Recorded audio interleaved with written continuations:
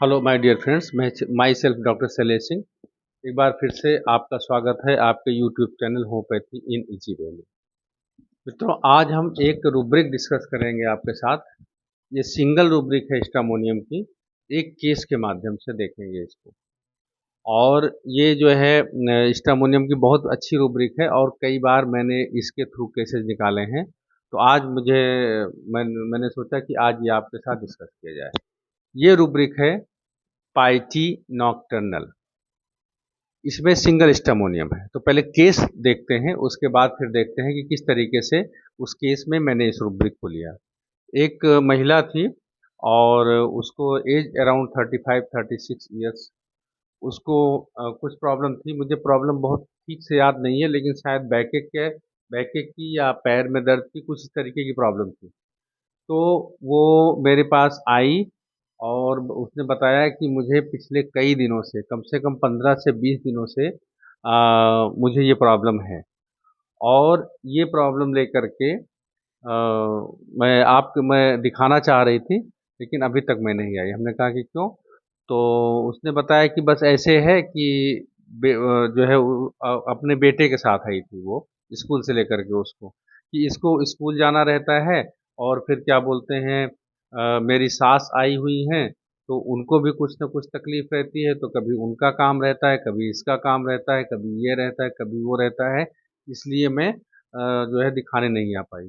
और मुझे दिन में उतनी ज़्यादा प्रॉब्लम भी नहीं होती है। रात में मेरा पैर दर्द या मेरी तकलीफ जो है रात में बहुत ज़्यादा बढ़ती है। तो हमने कहा कि फिर आप आज कैसे आई? तो उन्होंने कहा कि आज मैं इनको लाई थी, मदर इन लॉ को, यहाँ पे फीमेल डॉक्टर को दिखाने, गायनी को दिखाने। तो इसलिए जो है इनको ले आई थी। तो मैंने सोचा कि चलिए मैं आपको भी मैं अपने आप को भी दिखा लेता हूँ आपसे। तो हमने कहा अच्छा, ये केस मैंने प्रेजेंट किया था अपने ग्रुप में। और इस केस में ज़्यादातर लोगों ने बेलाडोना मेडिसिन निकाली थी, लेकिन ये बेलाडोना थी नहीं, ये स्टामोनियम थी।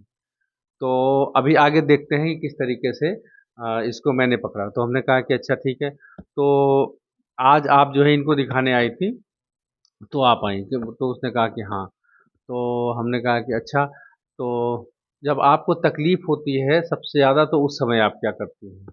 तो उसने कहा कि जब मुझे बहुत तकलीफ होती है रात में, तो मैं भगवान से प्रार्थना करती हूँ कि हे भगवान, किसी तरीके से मुझे इस तकलीफ से निकालो, इस तकलीफ से जो है मुझे बाहर करो।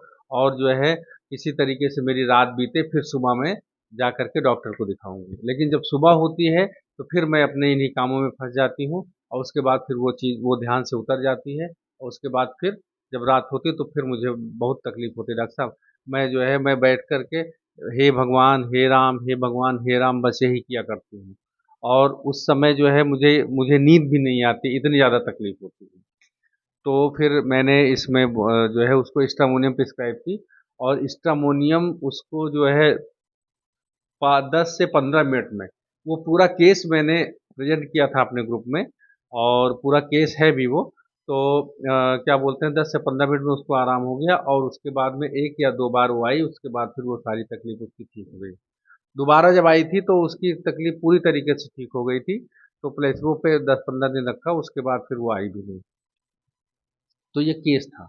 अभी इस केस में आप देखो कि हम इस केस में जो है इंडिफरेंस इंडिफरेंस टू सफरिंग ले सकते हैं। क्योंकि जब उसको जो है, जो उसकी तकलीफ है, इतनी ज़्यादा दिक्कत है, लेकिन फिर भी वो अपने घर के काम काज में अपने जो है उसमें क्या बोलते हैं, लोगों के को केयर करने में वो इतना व्यस्त है कि वो अपनी तकलीफ की तरफ ध्यान नहीं दे रही है।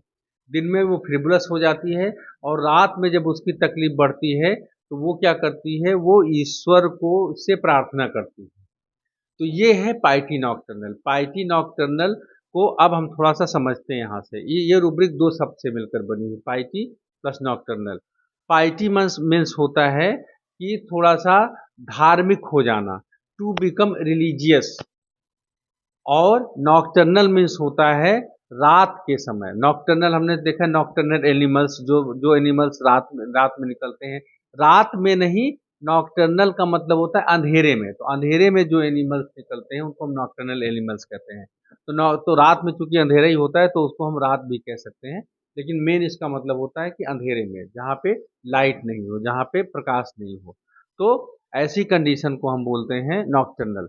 तो पाइटी नॉकटर्नल का सीधा अगर हम मतलब समझे तो मतलब होता है कि अंधेरे में यह व्यक्ति कुछ ज्यादा धार्मिक हो जाता है, अंधेरे में जब फंसता है तो प्रार्थना करने लगता है।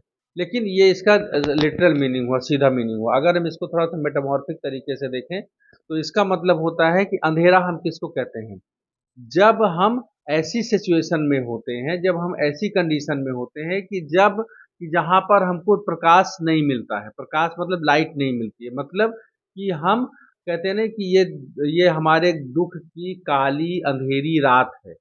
तो दुख की काली अंधेरी रात होने का मतलब क्या है कि जब हम मुसीबतों से घिर जाते हैं, जब हम तकलीफ से घिर जाते हैं, जब हमारे पास आशा की कोई किरण नहीं होती है, जब हमको अपने जीवन में चारों तरफ अंधेरा अंधेरा दिखता है, तो ऐसी परिस्थिति जहाँ पर कि व्यक्ति चाहे बीमारी की परिस्थिति हो, चाहे घरेलू कोई समस्या हो, चाहे चाहे किसी भी समस्या में हो, लेकिन उस समस्या वो उसको इतनी बड़ी लगती है कि अब उस समस्या से बाहर निकलने का कोई रास्ता उसको नजर नहीं आ रहा है, उसको कहीं से कोई प्रकाश की किरण नहीं दिख रही है।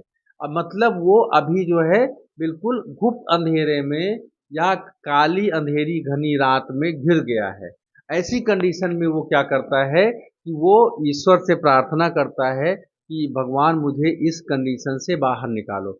मतलब इस कंडीशन में घिरने के बाद, मुसीबत में घिरने के बाद, दर्द में तकलीफ में फंसने के बाद वो बहुत ज़्यादा ईश्वर से क्लिंग करता है। तो ये हमारे पास जो है बहुत हाईली रिलीजियस मेडिसिन है, हम जानते हैं स्ट्रामोनियम।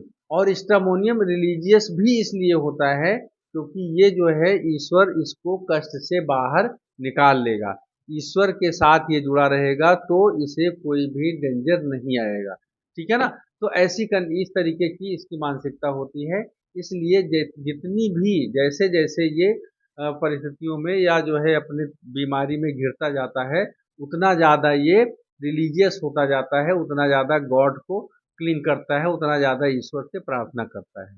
तो ये रूब्रिक यहाँ पे डायरेक्ट पार्टी नॉकटर्नल थी, जहाँ लेकिन मतलब हमारे इस केस में, लेकिन इसके बाद भी आप इसको अलग अलग सिचुएशन में भी देख सकते हैं कि जब डॉक्टर साहब जब मैं बहुत तकलीफ में होता हूँ, जब मैं बहुत उसमें होता हूँ, तब मैं ईश्वर से प्रार्थना करता हूँ और ईश्वर मुझे उस तकलीफ से बाहर निकाल लेता है।